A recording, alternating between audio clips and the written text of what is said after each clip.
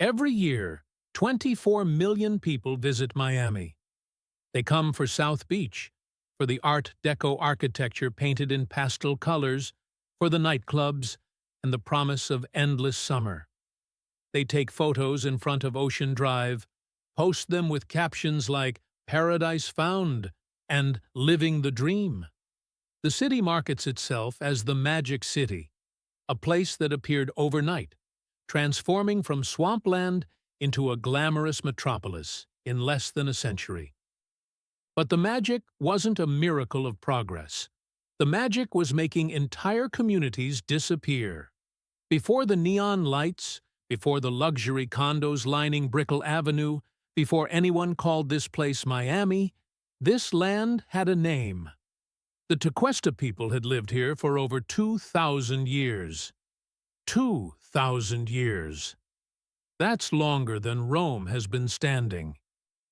They fished these waters, built their villages along the Miami River, raised their children on ground that today holds bank towers and parking garages. When Spanish explorers arrived in the 1500s, they found thriving communities. When American settlers pushed south in the 1800s, those communities were still here. By 1896, when Miami was officially founded, the indigenous presence had been systematically erased through decades of forced removal and broken treaties. The city's founding date marks the moment white settlers decided to claim land that had never been theirs to take. But here's what tourists never hear at the Welcome to Miami sign, what guidebooks carefully omit, what the Greater Miami Convention and Visitors Bureau would prefer you didn't think about while sipping mojitos in Wynwood. Miami exists because of a man named Henry Flagler, a railroad tycoon who extended his Florida East Coast Railway all the way down to Biscayne Bay. History books call him a visionary. They credit him with opening up South Florida. That phrase, opening up, is interesting. Because the land wasn't closed, it was occupied by the Seminole and Miccosukee peoples who had been pushed into the Everglades after refusing to surrender their territory, by black Bahamian laborers who had been farming and fishing here for generations, by small communities of pioneers who had built lives in what everyone else dismissed as uninhabitable swampland. Flagler didn't open anything. He cleared it. He hired hundreds of workers, paid them $1.25 a day, and told them to drain the wetlands, cut through the mangroves, lay track through land that fought back with mosquitoes carrying malaria and yellow fever, with heat that regularly claimed lives, with conditions so harsh that no official count of worker deaths was ever kept. Estimates suggest somewhere between 200 and 400 men perished, building the infrastructure that would become Miami. Most were black. Many were immigrants from the Bahamas and the Caribbean. Their names weren't recorded. Their bodies weren't sent home. When they died, they were buried where they fell, in unmarked graves that today sit beneath hotels and shopping centers and the very tracks that still carry Brightline trains through downtown. The official story says Miami was incorporated in 1896 with just over 300 residents. That number only counted white voters. It ignored the black laborers who actually built the city, who cleared the land, who laid the foundations. It ignored the indigenous peoples who had been here for millennia. The Magic City wasn't magic. It was an accounting trick, a legal fiction that erased everyone who didn't fit the vision of who deserved to be counted as human. And that was just the beginning. Because what happened in Miami between 1896 and today is a masterclass in how American cities are built not just on geography, but on erasure. How prosperity for some requires displacement of others. How progress and paradise are constructed on foundations that nobody wants to excavate. 24 million visitors walk through Miami every year. Almost none of them know they're walking through a cemetery without headstones, standing on land stolen through treaties signed and immediately broken, taking selfies in front of buildings constructed by men whose graves were never marked. The story of Miami isn't about how a city rose from nothing. It's about what was buried to make room for what came next. And if you think that's just ancient history, something that happened over a century ago and doesn't matter anymore, you haven't heard about Overtown yet, or the 20,000 families who were displaced in the 1960s, or the highway that was deliberately routed to destroy the most prosperous black neighborhood in the entire South. This is the story they don't tell you on the tour buses. But before we get to Overtown, before we talk about the highways and the displacement of the 1960s, we need to go back further, because the erasure didn't start with black communities in the 20th century. It started with the original inhabitants of this land, the people who were here long before anyone dreamed of calling it Florida, let alone Miami. The Tequesta, who fished these waters and built shell mounds that archaeologists still find buried under downtown Miami. The Seminole and Miccosukee, who resisted removal longer than almost any other indigenous nation in American history. These weren't just footnotes in some dusty textbook chapter. These were complex societies with trade networks, agricultural systems, spiritual traditions that had endured for generations. And they were systematically pushed out to make room for what Henry Flagler and men like him called civilization. See, the Seminole Wars lasted 41 years, from 1817 to 1858. 41 years of conflict, of treaties signed and immediately violated, of promises made and broken before the ink dried. The United States government spent $40 million trying to remove the Seminole people from Florida. $40 million in 1800s money. That's roughly $1.2 billion in today's terms. More than the Louisiana Purchase cost. Think about that. The federal government spent more money trying to force indigenous peoples off land in Florida than it spent buying the entire middle third of the continental United States from France. And they still didn't succeed completely. Some Seminole leaders, recognizing they couldn't win militarily, signed treaties and accepted forced relocation to Oklahoma.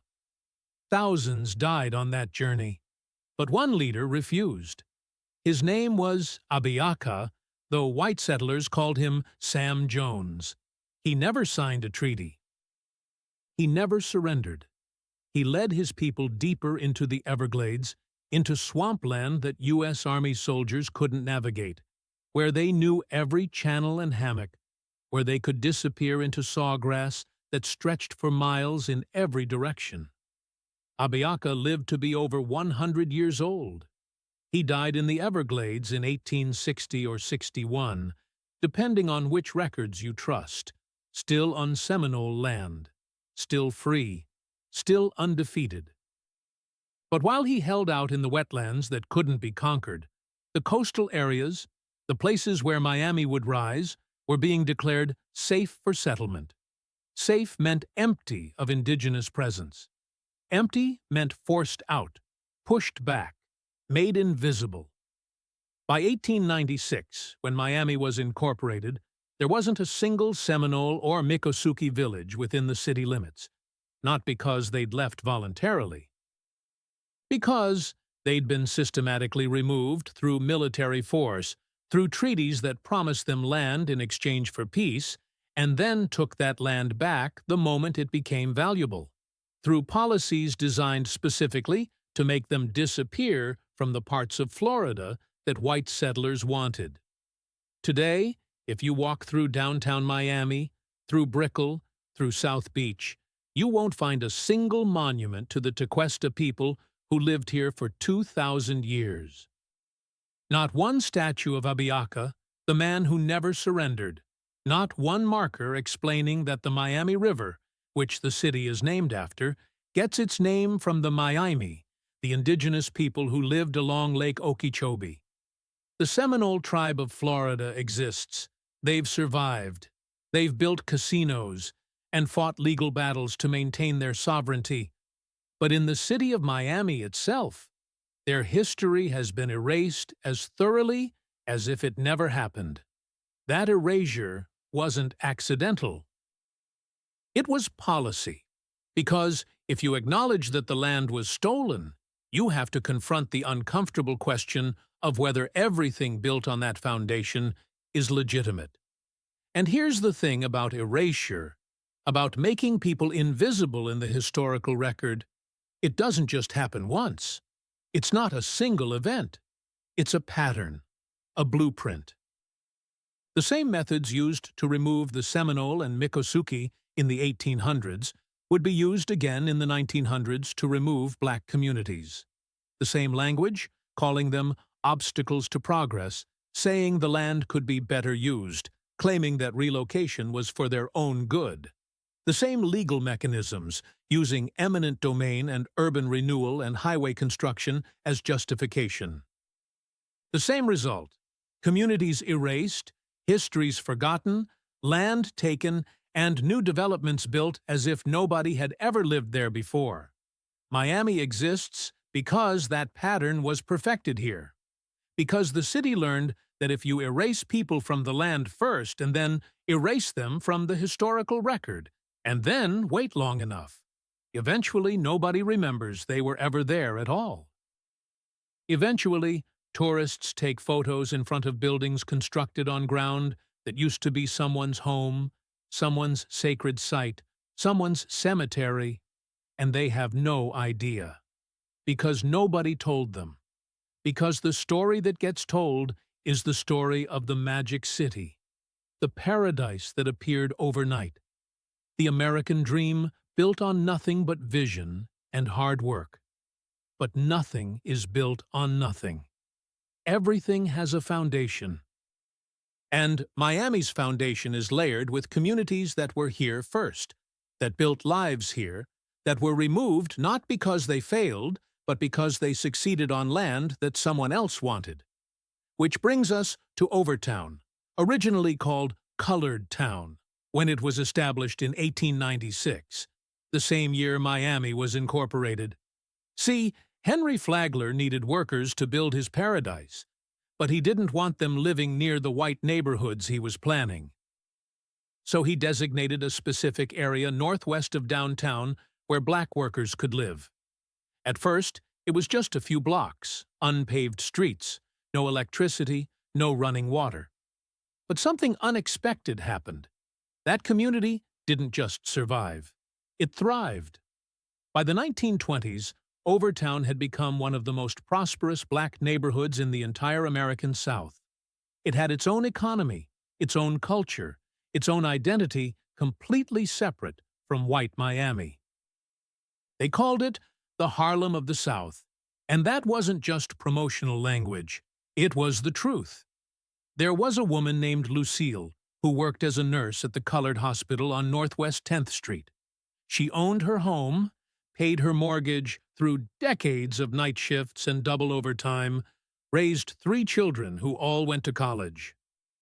There was Marcus, who ran a jazz club on 2nd Avenue where Count Basie performed, where Ella Fitzgerald sang, where Billie Holiday stayed when she toured through Florida because, in the Jim Crow South, black performers could play for white audiences in Miami Beach, but couldn't stay in the hotels there.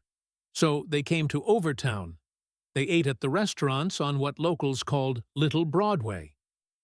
Then they stayed in the boarding houses, shopped in the stores, spent their money in a community that had built its own parallel economy out of necessity and made it flourish out of sheer determination. And there was Evelyn, a school teacher at Booker T. Washington High School, who taught generations of students to read, to write, to understand that education was the one thing nobody could take from them. She kept every single graduation program from every class she taught, stored them in a trunk in her living room, proof that these students existed, that they mattered, that they achieved despite a system designed to convince them they couldn't. By 1950, Overtown was home to more than 40,000 residents. 40,000 people living in roughly 40 square blocks. It was crowded, yes, but it was theirs. There were over 300 black-owned businesses. Doctors' offices, law firms, theaters, nightclubs, grocery stores, barbershops, churches that had been standing for 50 years. Property values were rising.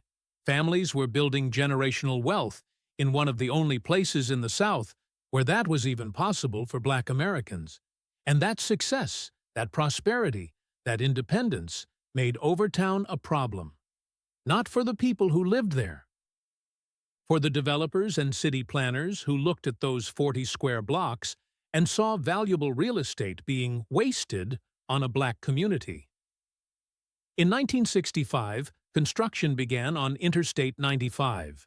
The federal highway system was connecting America, and Miami needed its link to the national grid. But here's the thing about that highway route. It didn't have to go through Overtown. Civil engineers proposed at least 3 alternate routes that would have bypassed the neighborhood entirely.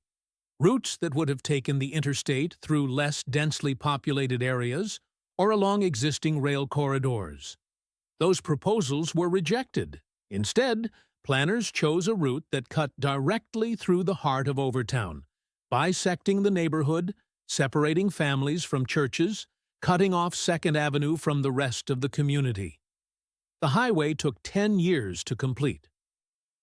10 years of construction that destroyed homes, displaced businesses, fractured a community that had spent 70 years building itself into something remarkable. The numbers tell part of the story. More than 40,000 residents displaced. 87% of Black-owned properties in the affected area destroyed or claimed through eminent domain. Compensation, when it was paid at all, was calculated at rates far below market value.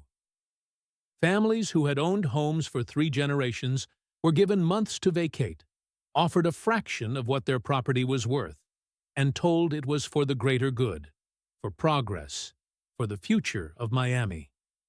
Marcus's jazz club was demolished in 1967. He was 71 years old. He took the settlement money, which wasn't enough to buy another property in Miami, and moved to Atlanta. He never opened another club. Lucille's house was taken in 1968. She'd paid off her mortgage 3 years earlier. She'd planned to leave it to her children. Instead, she got a check for $4,000 and 60 days to find somewhere else to live.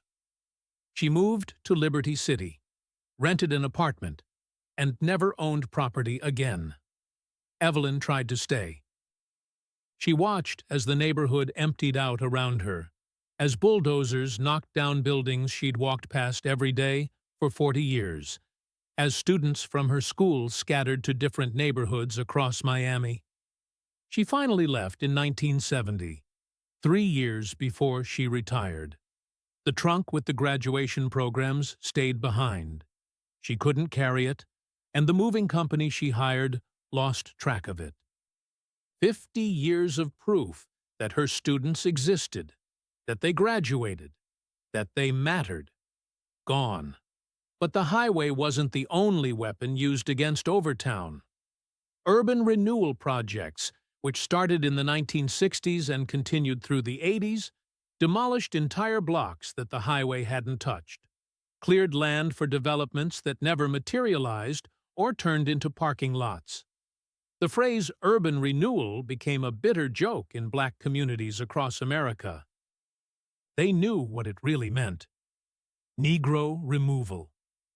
Take the land, scatter the people, erase the community, and build something new on top as if nothing had ever been there.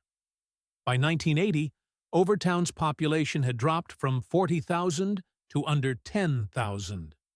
80% of the community displaced in 15 years.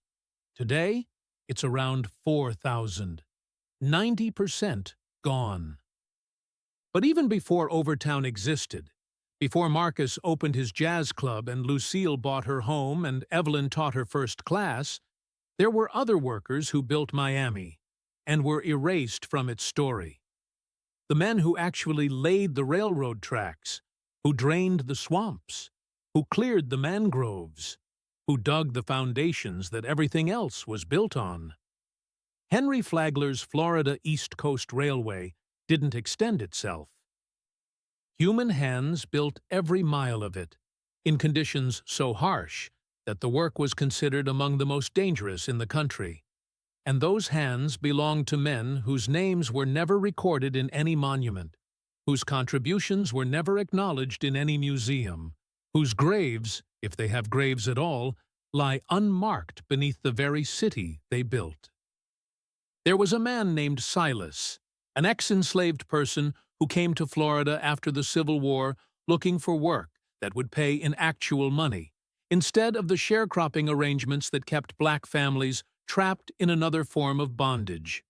He hired on with Flagler's Railroad for $1.25 a day. That was the going rate for black laborers in the 1890s, roughly $37 in today's money, for 12 hours of work in heat that routinely reached over 95 degrees, in swampland thick with mosquitoes carrying malaria and yellow fever, doing work that involved dynamiting through limestone, laying track through wetlands that fought back against every shovel of dirt. Silas worked that job for 3 years. The payroll records from Flagler's company confirm he existed, that he was paid, that he showed up day after day. But there's no record of what happened to him after 1901. No death certificate, no burial record, no mention in any local newspaper. He just disappears from the documentation. And he wasn't alone.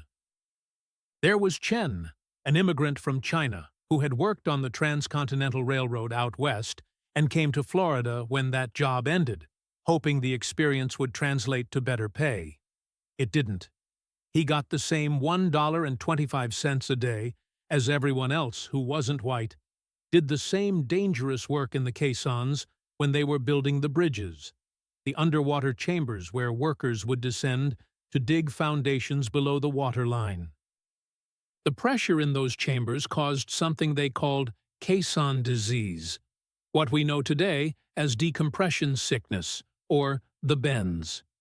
Workers would surface after hours underground and collapse, blood vessels bursting, lungs failing, dying in agony that doctors at the time couldn't explain or treat. Chen's name appears on a list of workers treated at a company medical tent in 1904. He's listed as having severe respiratory distress. There's no follow-up record. No notation of recovery or death. Just silence.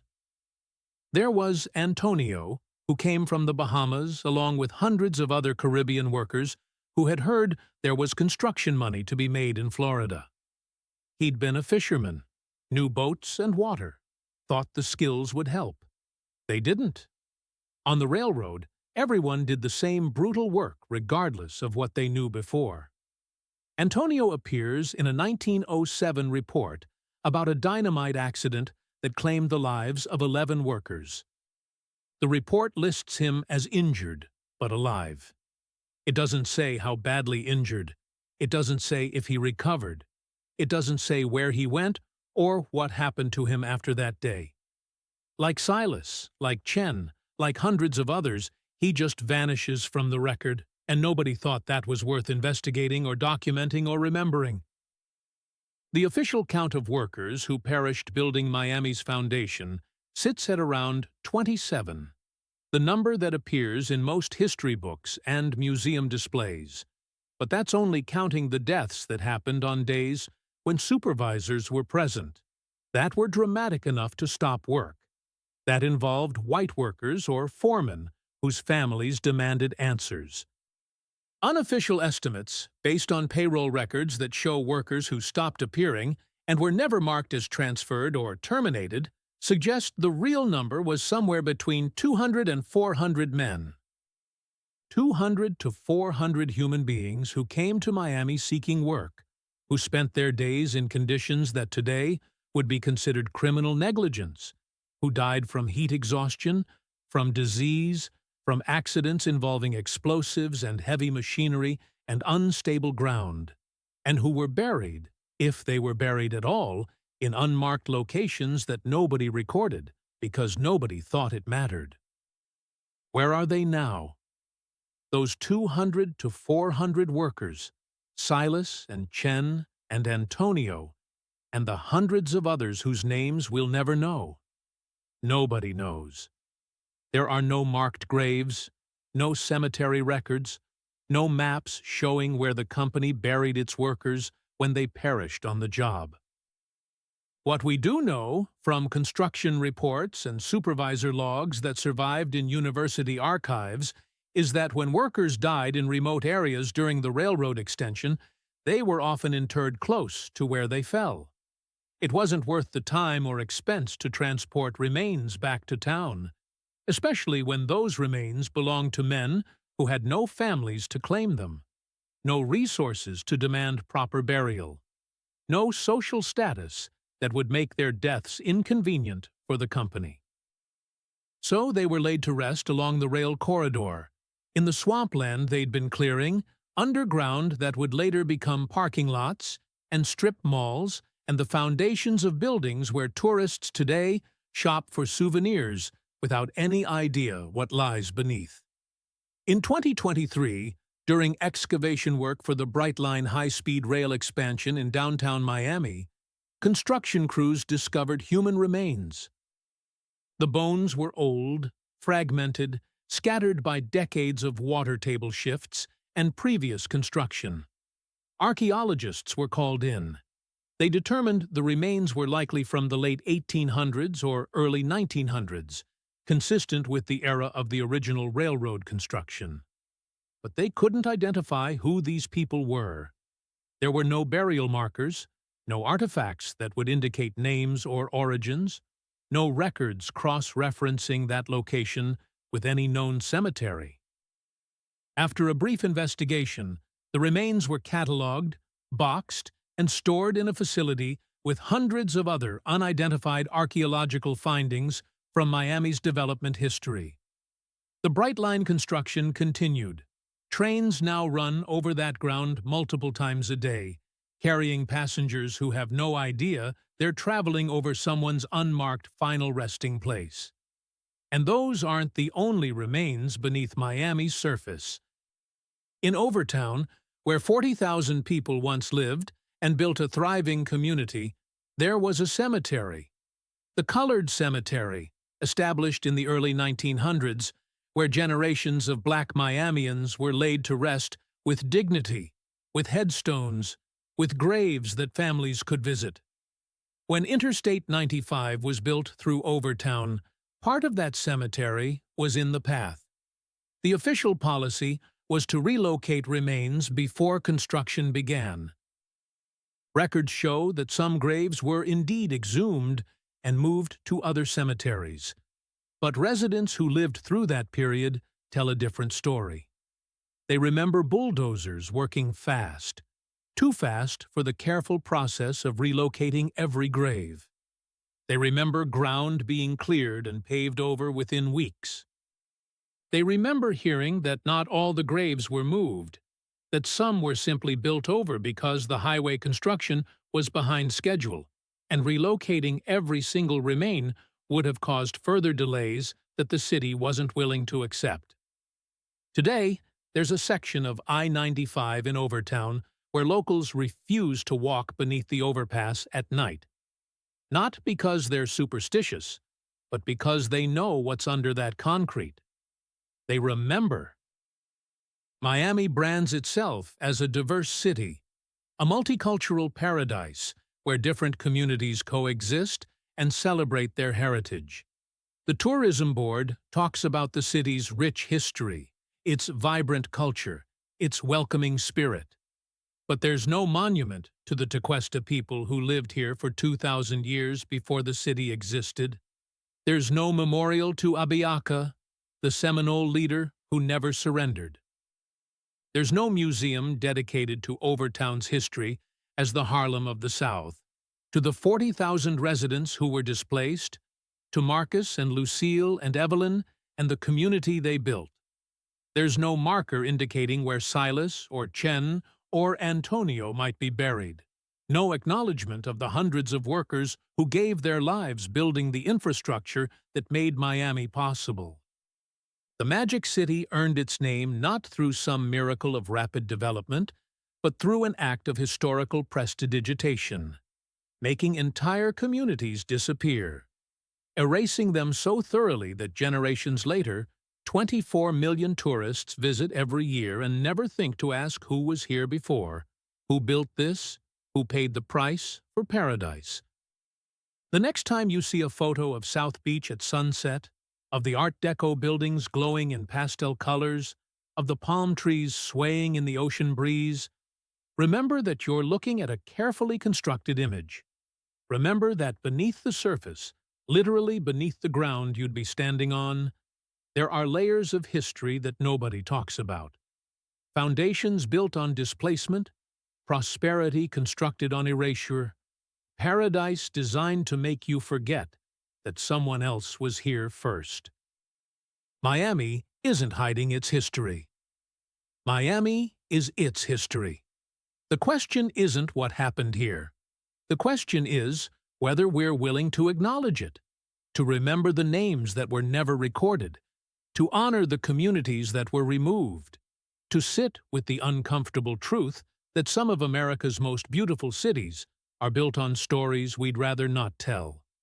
That's the real magic trick, making people believe that what they see is all there ever was.